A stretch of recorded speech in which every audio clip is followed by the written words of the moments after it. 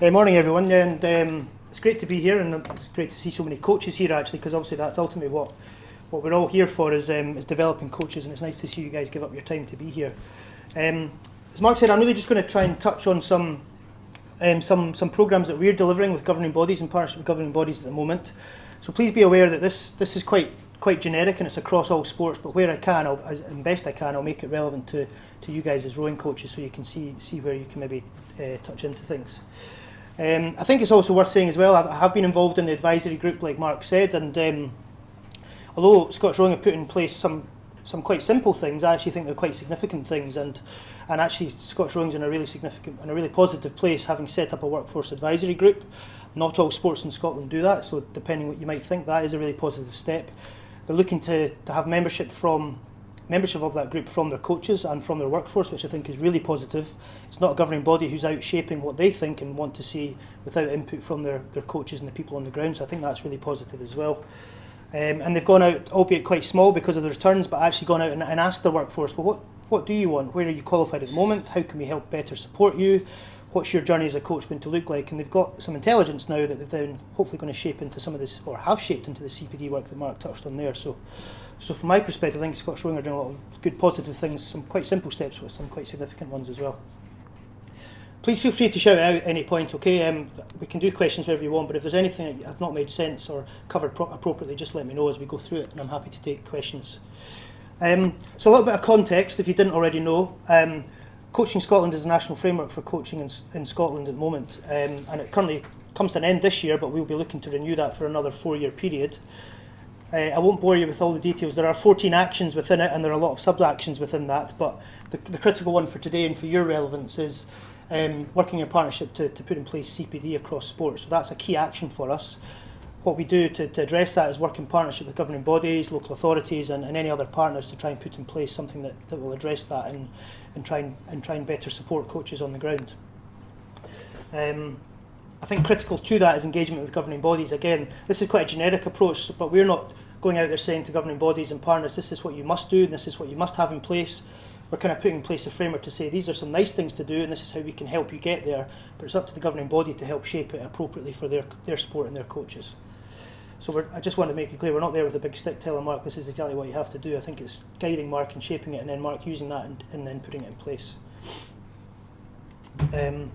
I think what's also important about this, and I'll cover that in a little bit in a pretty horrible diagram in a minute, but something that a couple of guys mentioned at the start of today was it's not just about doing CPD for CPD's sake, it's actually about what stage is the coach at, what stage is the coach's athletes at, and where does that coach and athlete want to go, and then putting in place appropriate measures to try and influence and shape that. So I'll cover that in a little minute actually with this, which hopefully should have been clear, but given the lighting in here might not be clear, but don't be too alarmed. We do have this on a PDF that I'm happy to email to Mark to send on to you, and we do have paper copies that we can send on to Mark and the team to hand out to people. But predominantly why I'm here is really to talk about coaching talent and Coach Connect, which is the kind of the blue and the purple chunks of this pyramid here. So those programs were really what we would title historically regional CPD. So we would work in regional areas with our staff and governing bodies to put in place generic CPD elements that would support a coach progress up a coaching pathway. Some of the challenges and issues with that, it was regionally based and regionally focused. So you might have a rowing coach in Edinburgh receiving one form of CPD, as opposed to a coach up in Grampian receiving a completely different CPD, because it was what was driven by that regional area's want and need at that time. And we felt that wasn't giving a consistent CPD message to all coaches and all sports. So we've reevaluated that, and from April of this year we're going to launch it again with a much more coordinated approach, that if you're a rowing coach or a swimming coach, an athletics coach, wherever you are in the country, that coach will receive the same generic CPD, so there's a consistent base for everyone to receive that support. What we've also done away with is and I think this touches on what I mentioned earlier, we're doing away with the pyramid aspect on the side, because historically our CPD supported that progressive up a pyramid that you could only progress up the way if you were supporting a better quality of athlete, and we don't think, for obvious reasons, that is appropriate. So we're moving towards the right hand side of the page, which is our 4x4 model, if you like. You probably can't see it very clearly, but across the bottom is the stage of the athlete being coached. So we have school and children, club participation, performance development and performance. I know that terminology won't fit everything in every aspect for your coach, but if you try and think of it like that. And up the left-hand side would be the stage of the coach, so a level 1 through to level 4. And the way we see it is that a coach, irrespective of the level of athlete they're performing at, they can still progress up to that. As Mark said, they can become that expert school and children's coach, or they can become that expert performance coach who's maybe working in an Olympic, Paralympic environment. But we don't think the stage of the athlete you're coaching should be a barrier to how you progress and how you develop as a coach, and we're putting in place these processes to support you as best we can. What coach is relevant for what kind of aspects? So the Coach Connect programme at the moment, we have to apply some kind of guidelines to this so there's a consistency, as I said. But a Coach Connect level coach we envisage would be a level 1 coach, a committed club coach who's working sporadically, maybe not every week necessarily, but they're that type of level, if you try and imagine that. Coaching talent would be much more of a level 2 coach who's much more invested in the sport. They might be on the fringes or in a national squad support programme. They might be working with that type of level of athlete. So that hopefully will just let you picture what kind of level of athlete we're referring to. Coaching Matters and Aspire programmes are programmes we're involved in as well at Sports Scotland, but not what I'm really here to talk about today, but essentially they would be coaches who are high functioning national squad and beyond coaches, so they might be working with Olympic potential, Paralympic potential coaches and so on, and there are CPD programmes to support them as well. So essentially what do we deliver? And as I say, that this is a generic programme, so there's generic workshops and there's core theme workshops that we've developed, and I can touch on those in a little bit. But the key thing I want to say is this is not to replace a governing body's CPD programme, this is to supplement and complement what a governing body is already doing. So we wouldn't in any way suggest a coach should only do this. It should be, first and foremost, you do in your engagement with the governing body, and this is here as a tool to support and supplement what you might be doing as a coach as well. Why do we think that's appealing? Because there's a generic platform here for coaches to work in multi-sport environments with coaches from different sports. There can be multi-sport learning and sharing of ideas, which I think is very strong and important. But perhaps critically, this is a free of charge programme. So we're delivering this and taking on all the delivery costs, and governing body coaches can come in and get involved in that at no charge to themselves, other than travel costs to get to and from where those workshops are being delivered. So naturally, we think that's quite appealing and might appeal to you guys, given some of the feedback from the coaching questionnaire Mark touched on earlier, that cost is a barrier to people doing qualifications and so on. Without getting into the specifics of what all this means, because I do apologise, the writing is virtually terrible to read. Are there any questions at this stage around what we're trying to suggest around the stage of an athlete against the stage of a coach and the interventions we might make to that coach? Yes? Are the Coach Connect and Coaching Talent programmes going to continue in a similar way, albeit at national level instead of regionally? Or are you changing those entirely? They will be coordinated nationally, but delivered regionally still. So there'll be a much more consistent approach to how we manage that and how we deliver it and what will be delivered and who it's delivered to, but it will still be regionally based, so that if you're a coach in Aberdeen, you go to attend workshops in Aberdeen or wherever. Yeah, that's a good point, and that's actually really important to us. What we don't want to do is centralise everything and bring people down into a central area, and then you disengage people that way. It has to be local and regional delivery to meet those needs. That wasn't really my question. The question was, are these programmes going to continue in a similar way, or are you changing the programme? Right, so yeah, good point. Our generic workshops will remain the same, and we will take advice from coaches and the sports on what those kind of generic themes should be. So at the moment they're currently things like sports psychology, strength and conditioning, and we will still continue along that approach. What is new is, I was going to say you probably see it but you can't see it, is some core theme workshops. So that's a new aspect of the programme moving forward, and I'll come on and actually touch on a little bit about that we've been much more engaged with our Sports Scotland Institute of Sport colleagues around what some of the themes they think that would better support a coach, and so that will be a different aspect. I'll come and touch on that a little bit in a minute actually. Anything else at this stage? Or? Okay, I'll take the silence as a positive, hopefully. This is just to highlight a little bit about the process we followed then. So at the start, we've had some engagement with governing body partners. We've kind of taken some feedback on, was the programme working well, wasn't it working well, and that's why we've now come to this new model, because almost unanimously governing bodies had frustrations with the process. As I said, it was very regionally focused and regionally based, and there was discrepancies across the country depending where you were coaching. So we have a coaching network that we run that has the people like Mark from all other sports there, so we've kind of gone out and shared that information, we've taken some feedback, And then we've kind of gone live with a process from just before Christmas, actually, of sports being able to nominate coaches onto this programme for being live as of 1st of April. And I think that's very important. We're administering the programme, but we're not saying to sports, that coach should be on, this coach shouldn't be on. It's up to the governing body to nominate the coaches that they think are at a stage appropriate to receive this development. So governing body input is critical in that. So recruitment of coaches, I'll come on to that in a little bit more. We're kind of in that process at the moment. Key to that next stage would be a TNA, so a training needs analysis, and that's a bit of a new intervention we're doing this year, which is slightly different. Is not just putting CPD on for CPD's sake. We're actually engaging with the coach and saying, well, what is it you want to do from a CPD point of view? Where do you think your weaknesses are, your strengths are? How can we better support you? What are the athletes, or who are the athletes you're coaching as well, and how can we create a programme around you that would support that? And then also critical to that was actually, well, what does the governing body think? Because it's all well and good saying a coach thinks I should be doing this at this stage because that's going to improve me. Well, how does that fit with what a governing body thinks? Hopefully the two will meet at some point, but what we don't want to do is support coaches to go off at a tangent and do one thing when the governing body says, hang on a minute, that doesn't really fit with our national CPD programme. So hopefully there's a link between the stuff that Mark's highlighted this morning and what we're going to be doing here. Those programmes, as I say, will then be launched as of April time, and there'll be a year-round programme of support for those coaches with a little bit of monitoring and evaluation, which feeds back into the training needs analysis afterwards as well. This is just some stats, because Sports Scotland do like sending out stats to let you know what we're doing, but this is a little bit of an overview of where we are. So this is across all sports. I think in total there are 27 sports who've nominated coaches. So at the Coach Connect level, I suppose you would anticipate to see a greater number of coaches there because there are more level 1 coaches coming through, and that's something I'll touch on in a little bit later as well.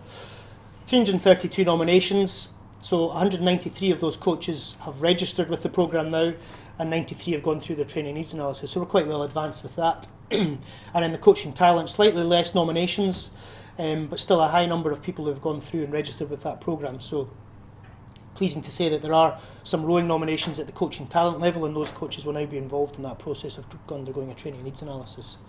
That's just to let you have a bit of context of where rowing fits within all other sports. I know you'll be aware about what training needs analysis is, but this is just to maybe emphasise why we think it's important to do this. So the critical thing, as you can see in the top line, is about shaping the programme around what the coach needs. So it's very round about what you as a coach wants and needs at that stage of your journey. It's not about picking you up and dumping you into this programme and saying you must do this because you're a level 1 coach or a level 2 coach. It's what does the coach needs. It's ultimately about making a difference to the coach and their delivery with their athletes. Part of that process as well will be a development of a development plan for that coach. So it'll be, as I say, a generic development plan, but that will be a live document that coach can have throughout the year, and our training providers will come back and input to that. So it'll be a working document for a coach to have and refer back to. They've been rated around their perceived knowledge on particular topic areas. What kind of things would you like to see in a CPD opportunity? So strength and conditioning, psychology, skill acquisition, biomechanics, and all these types of things. And what their interest is in attending that CPD opportunity, because if you're involved in this programme, you don't have to attend everything. We're not saying it's all or nothing. You might just dip in and out of the things that actually are relevant for you, and I think that's quite an important message to say as well. And then the final point at the bottom, a final kind of check and challenge with the governing body to say this is what we're thinking of putting in place for your coaches in your sport. Does that fit with your progression and your CPD, or is that completely different to what you would want to see from your coaches and so on? So hopefully there's a little bit of confidence in what some of the questions I heard Mark being asked earlier around the age and stage of a coach and an athlete, and just doing something randomly. Hopefully that gives you a bit of reassurance that we're actually coordinating things and bringing it all together. This will be some of the core theme workshops. So in your question there's about what's slightly different. So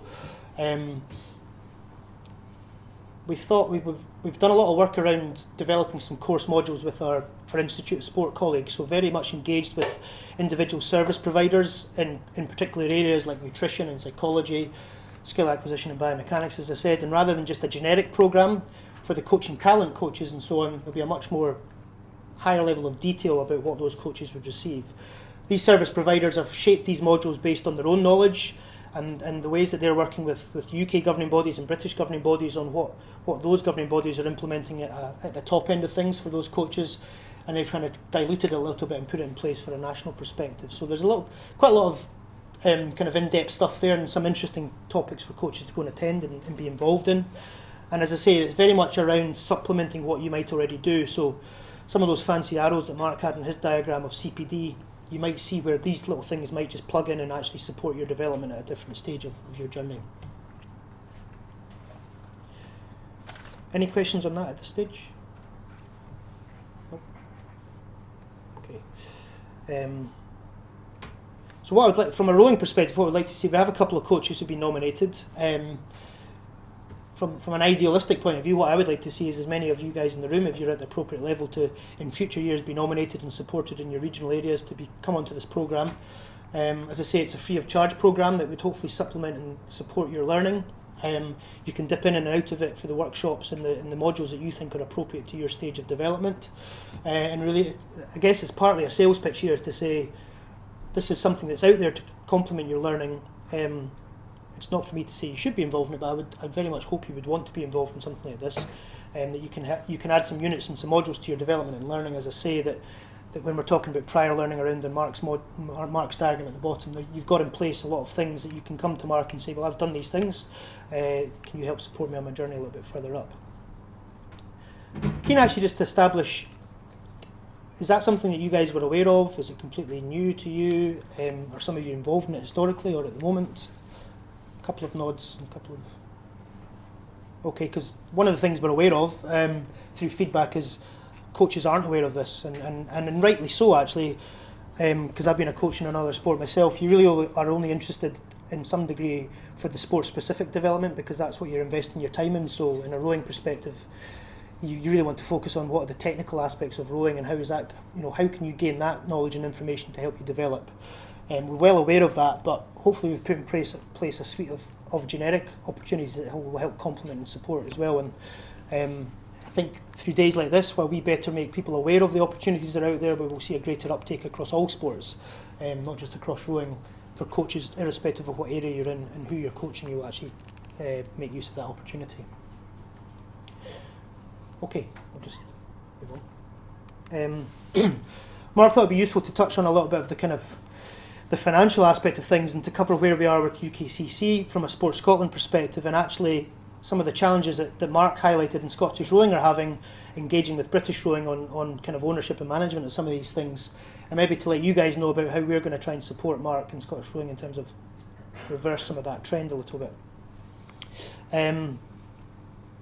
So at the moment, obviously you guys have a level 2 and beyond, but some key messages from Sports Scotland is we very much recognise accessible and affordable coach education is critical for the development of a coach, and I think you guys support that. It is an expensive business. If you're going and doing lots of different courses, you're giving up time, you're giving up finance. So we've put in place a programme of subsidy to support a coach along that pathway a little bit. It might not necessarily be in place at the moment for rowing, but hopefully I can articulate a little bit around how we hope to support that moving forward. Sports Scotland are committed to supporting that for the next 2 years certainly, but in reality that will probably be for the next 4 years of our business planning cycle. We're keen to support coaches on the ground and subsidise their course costs as much as we can so it's affordable and accessible to them. The real driver behind that is actually around, I guess historically we've been focused on number crunching and getting coaches through a system and speaking to governing bodies to say how many coaches do you have on the ground, which is all well and good and that still has a purpose, but we want to see a greater shift on the quality of the coaching workforce, not just the quantity of the coaching workforce. We don't want governing bodies to saturate the workforce just for the sake of turning around to us and saying we've got 300 coaches on the ground at level 1 and 600 at level 2. That's not necessarily the right thing and not having the biggest impact. So the quality of the workforce is really key for us. And hopefully you can see that reflected in some of the stuff Mark's highlighted to you this morning, that there's a greater influence and a focus on what a coach is being supported to do. And I'll give you some more stats in a minute that supports that notion a little bit as well. Critical to that as well is once the governing body's got a coach in their programme, we want to see that those coaches retained in the system. So it's about putting in place some financial packages that allows the governing body to better retain their coaches. So once you get to an appropriate level, are you receiving a greater level of support to be retained in the sport, which is critical to the development long term. Sorry, having troubles with the door like you did, Amanda. If I just draw your attention to the table at the bottom, actually, this is just to give you a feel. Over the last 4 years, UKCC is obviously very well embedded over a longer period than that, but that's the number of completions we've had through the system who've applied for a subsidy at UKCC level. So that's great, and there's really positive numbers across all sports. A slight concern for us is, as you can probably see there, if you do some quick arithmetic, that less than 25% of those are at level 2 and above. So we're seeing a huge churn of coaches at level 1 across all sports, many of whom have gone on to have really successful coaching careers and have progressed, but in all honesty, a lot of those will be young students doing CV building and attending a lot of UKCC level 1 courses, which is all well and good. But we're a little bit concerned, as I say, about the progression of a coach from level 2 and beyond. So we want to try and redress that a little bit, and are putting in place a little bit of a focus, as I say, on retaining quality coaches further up the pathway. How are we going to do that, or how do we think we can do that? Well, we're going to introduce an alternative funding model for 1 and 2. So I know currently that won't be necessarily applicable to you guys, but as I say, I'll articulate a little bit how we're working with Mark and Scottish Rowing to do that. We're going to have an online open application process for people applying for a subsidy. So it's currently paper-based, which is a little bit onerous and time-consuming. It'll be an online application that will be simple and user-friendly. And then this again is generic across all sports, a centrally managed level 3 and beyond subsidy. So not quite applicable for you guys as a sport, given what Mark said about where you are, but I'll talk a little bit about that so you've got a greater understanding of where the sport can hopefully move towards. So you may or may not have known that we currently do provide a subsidy, and you can see the values there at level 1 and level 2 of what that subsidy is. I suppose a couple of conditions for us as a national agency of sports we support and qualifications we support. So it has to be a UKCC qualification, and currently it stands that it has to be on the SQA framework, so that we are investing in a subsidy to a coach that's receiving their award from a Scottish awarding agency. So I suppose that's currently where there's a little bit of a challenge around First for Sport being delivered and managed through a British rowing programme.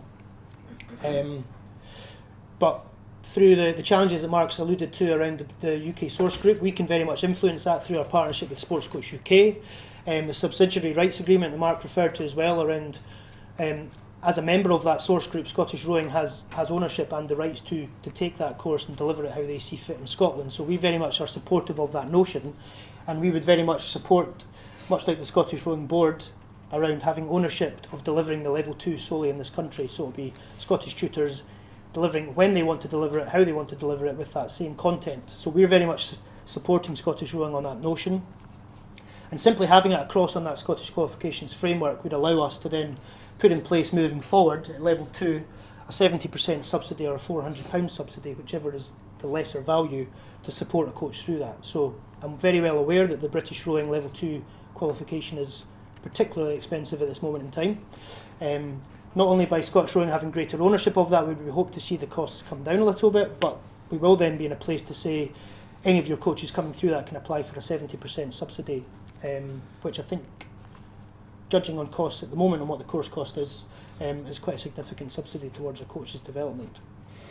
It's slightly less at level 1, as you can see, and as Mark's alluded to earlier as well, that the Scottish Rowing are hoping to potentially work towards having a level 1 in place, and again, providing it was on the qualifications framework in Scotland, we would look to support a 40% or £100 subsidy towards that. So hopefully that's a really positive message for you if you weren't already aware of that, that to support that notion of quality coaches progressing along a pathway, we're prepared to put quite a significant amount of investment across all sports into that coach attending that course and coming through. Useful to say that that subsidy is on a coach attending a course. It's not necessarily on whether you pass or fail the course. We would of course work with governing bodies to support as many of those coaches through that process, but the subsidy is not dependent on whether you pass or fail. It's a subsidy to support you getting into that coaching qualification and progressing as a coach. So I guess I'm partly here to say, I know you might have some frustrations around British Rowing and engagement with the Scottish Rowing, but we're here to support that process and provide Mark and Scottish Rowing some direction at a UK level that we can help better influence Scottish Rowing having greater ownership and management of those courses. Any questions on that? Are you guys aware that there's a subsidy framework out there, or because it's not necessarily applicable to yourselves, possibly not? Okay. I think most of those that have done the current level of courses are well aware of the financial subsidy that's around. Yeah. Um, Just as a bit of a straw poll in the room, you know, the survey that Mark showed the results from earlier, where cost was, I think, 70% was a barrier to, you know, this doesn't provide all the answers, but this coupled with some of the CPD support that's being provided by ourselves and Scottish Rowing, do you as coaches think that better supports you to progress as a coach a little bit? Would the cost barrier be less of a barrier? You still value the money argument, but the principle, yes. Yeah. Especially for that level 2, and you haven't got level 3 on there. Yeah. Good point. So our focus at the moment is really on the level 1 and level 2, because that's where, if we go back to here, the majority of our coaches, so 20,000 in the last 4 years, and less than 230 at level 3 and 4. And that's 5%, level 1 to level 3. Yeah. Less than that. So we're focusing very much at the moment on level 1 and 2, but we are supporting 3 and 4 as well. So this aspect here, the third bullet point, we're going to propose, we haven't signed it off yet, but we're proposing that we would essentially manage a bigger pot, and governing bodies and coaches would come to us and essentially make a pitch to say, I think I'm deserving of this subsidy. We would kind of review that in partnership with the sport and either decide yes or no. Our current thinking would be that we perhaps have a 3-point subsidy scale at that level, so 25%, 50% or 75%.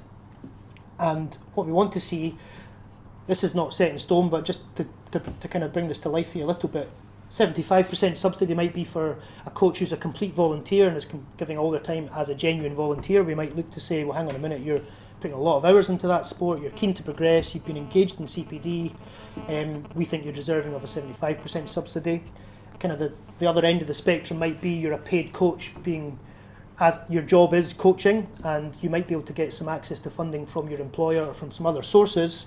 We don't devalue the level of coaching you're doing, but perhaps you should only get 25% subsidy because you have access to other means. So again, it's about hopefully better supporting the genuine volunteer that's coming through and is committed and wants to improve and progress. So that's our current thinking on that at the moment. Our current cap is £800 on that, so I'm well aware that 3 and 4 is a significant cost. But if we're in a position potentially to support 75% of those course costs, and there are other, this isn't the only avenue to funding out there, that would hopefully make that more appealing to you guys progressing. That can I answer your question about 3 and 4? What I should have said right at the start as well, so we're not just here to support funding from a subsidy point of view, recognising the good work that I touched on at the start that Scottish Rowing have done and put in place. We're in a position to financially support them around programme investment as well. So some of the interventions Mark's highlighted at the start there, we're utilising some of our investment to put into the sport, and Scottish Rowing are using that to support the creation of modules, of online learning, of different things like this, supporting days like this as well, which I think is also important. So whilst we don't have millions and millions of money to distribute around all sports, I think it's useful for you guys to know that we're pleased with the progress Scottish Rowing are making and are continuing to make, and we've made a commitment to invest some programme money into that so that they can put in place those interventions that they want to do. That's kind of the chat I wanted to have. I'm keen to just open out, and if there are any other additional questions, or if you want to go back to talk around the coaching talent and Coach Connect stuff in particular, keen to hear any questions or comments you might have on that.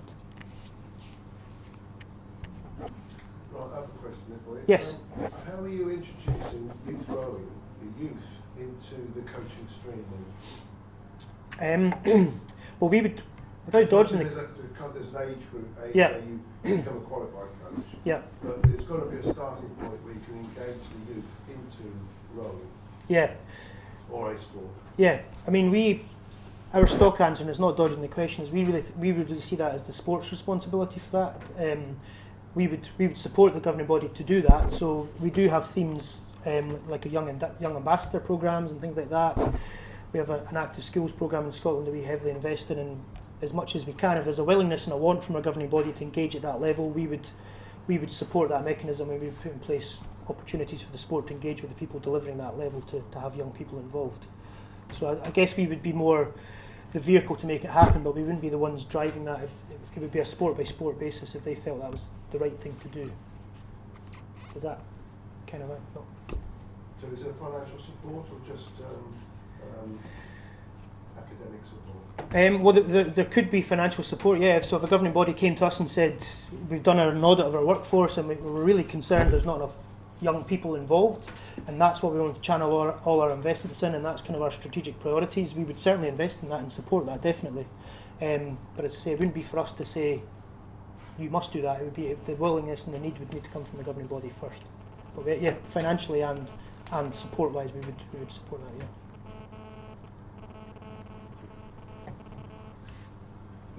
One thing for me is still slightly clear in my mind is exactly how we're tying together any sport, in our case Scottish rowing, and the core aspects of things like the coaching talent, coaching connect programme.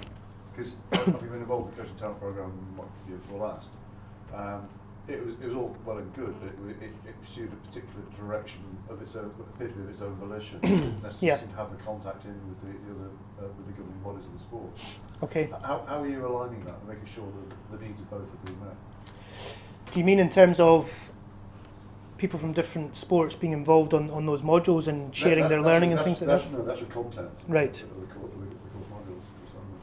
You mean away from that then, in terms of how the... well, I think what we hope, the training needs analysis process we'll be going through, we hope will flag up some common thinking around sports and coaches. And then, whilst we've had that information anecdotally, we've never actually had that kind of on paper before. So that will allow us to know if there is commonality across sports and coaches. And then we would hopefully then put in place forums or opportunities for those coaches who share that common ground to come together and discuss that. I suppose in all honesty to your answer, I'm not entirely sure how we would physically make that happen in reality. We need to do a little bit more work around that actually. Do you have any thoughts on how you would maybe want to see that? Because the figure I had is that they were kind of pursuing two parallel paths, and there wasn't necessarily integration at the right points. Yeah. And to me it would be having that regular engagement between sportscotland and the governing bodies on a regular basis, saying, is this delivering what your people need? Not just getting it from the coaches, but from the broader aspects of the sports.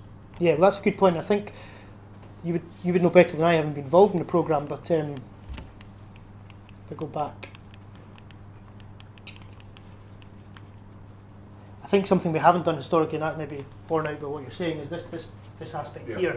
So, having gone through the training needs analysis with the coach and then input from the governing body, we're in a much better position to on a regular basis monitor and evaluate, is that actually meeting the needs that you expected, and does it meet the governing body's needs? And even if it is and if it isn't, I think we can then facilitate a process whereby we get the people in the room to discuss that. And you're right, because I think historically we probably put coaches on the programme and left them to it, and a year later said, do you want to come back on the programme again? Exactly that. It's kind of very open-ended. Yeah. So it's how it feels at the moment. Yeah. So that's the driver for one of those changes, is because we've recognised that a little bit, and we would hope to have better engagement and support the coach through their journey, not just saying, congratulations, you're on this programme, away you go, essentially.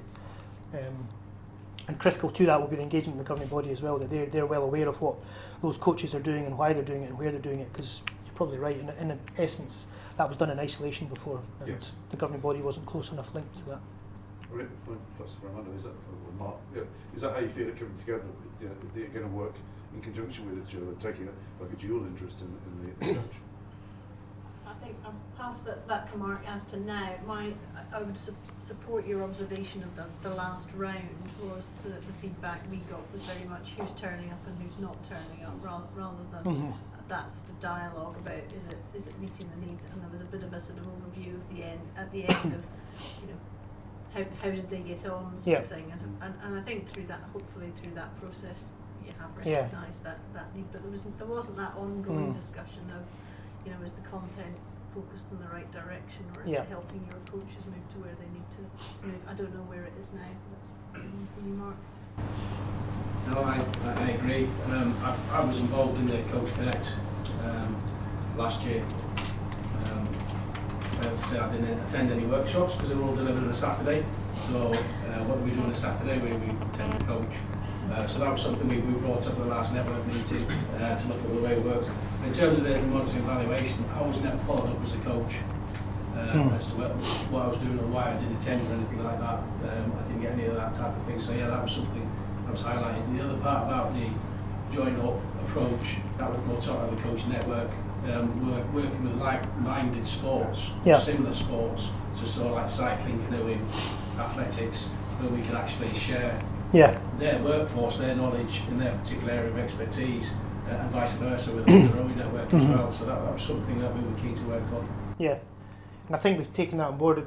As I say, and honestly, I don't know how we'll make that happen, but I think we are the agency who have the vehicle to make that happen. And if the feedback from coaches in sports is that, then we'd be silly not to look at it. So I think in terms of your other point as well, what didn't help was that sporadic nature of one coach in one part of the country receiving a different type of CPD to a coach in another, that we probably didn't have a solid enough handle on what coaches were being delivered, irrespective of where they were in the country. So I think the other thing is we didn't know all the coaches that were on the other regional programmes, Yeah. and I think having without wanting to be sort of Scottish rowing control freakery, I think having visibility of who's on that, so Yeah. that we can actually talk to our coaches who are on there as well Yeah. about their development. So it's not just saying, look, Sports Scotland, this is great, you're putting on some stuff and it's all your responsibility Yeah. to follow up. I think we need to take some ownership of our coaches who are on those programmes and make Yeah. sure that it's meeting their needs as well,